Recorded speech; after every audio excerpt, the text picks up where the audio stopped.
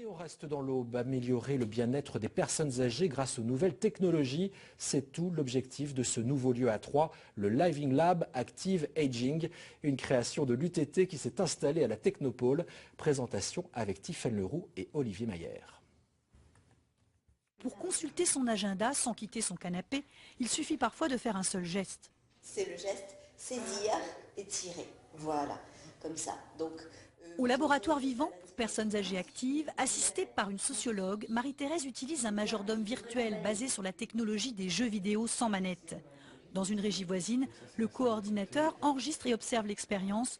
De nombreuses personnes se croisent dans ces locaux, ingénieurs de l'UTT, ergonomes et bien d'autres encore. On va pouvoir observer quels sont les besoins réels de l'utilisateur.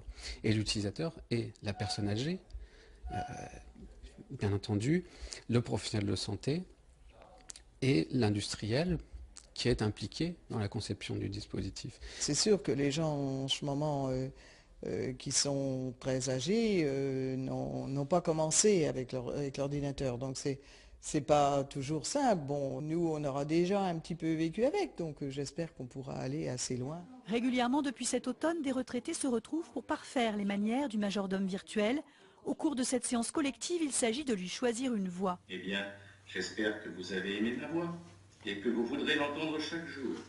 Mais les seniors testent aussi d'autres objets connectés pour lesquels les chercheurs de l'UTT ont déposé des brevets et qui doivent être vendus à l'échelle industrielle par une entreprise toulousaine d'ici 2 à 3 ans.